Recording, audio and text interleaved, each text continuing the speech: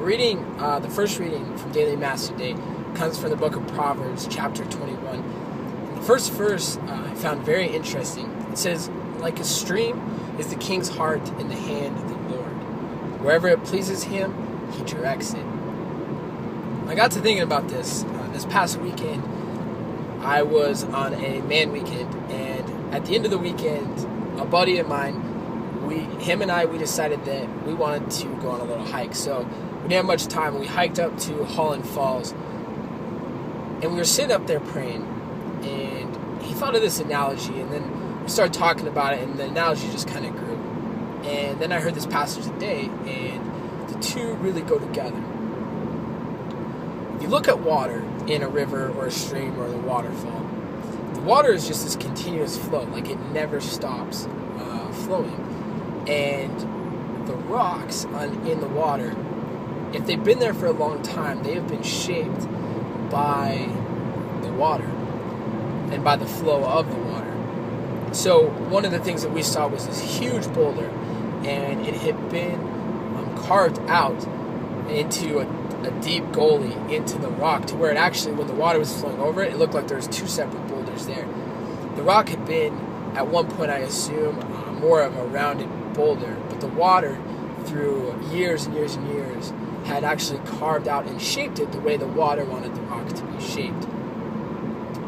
In the analogy, it would look like this. So the water would be God's love, and the rocks being, in a sense, us. And that water, the stream that's flowing, is continuous first off. So God's love is continuous. It never stops. God never, ever stops loving us and giving us his divine love. The rocks that are in the stream, they are constantly being moved and shaped by the water. So sometimes the rocks actually get moved to a different location.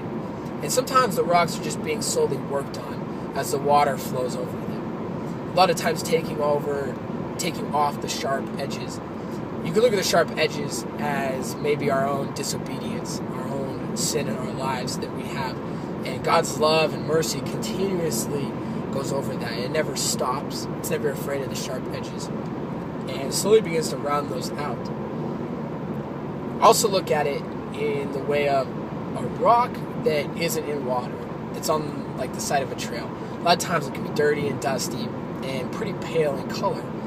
But if you want to see a rock's true color, you put it underneath the water and allow that water to clean it off. And then you see these beautiful colors sometimes come out in the rocks. And the rocks actually reflect a beautiful color underneath the stream that's flowing over it. Obviously, being that God's love, as it flows over us, it begins to change us. And we begin to be a more beautiful version of ourselves. And we begin to reflect our true humanity and what we were truly meant to be, that true love that God intended for us. And we become more beautiful to the world around us. If you go back to Proverbs, it says that the king's heart is like a stream, and it goes wherever the Lord directs it. And I think that's our ultimate call, is to be so in touch with the love of God that we are shaped by it, we are moved by it, and we aren't afraid to go wherever the water wants to take us, and we aren't afraid to be shaped where the water wants to take us.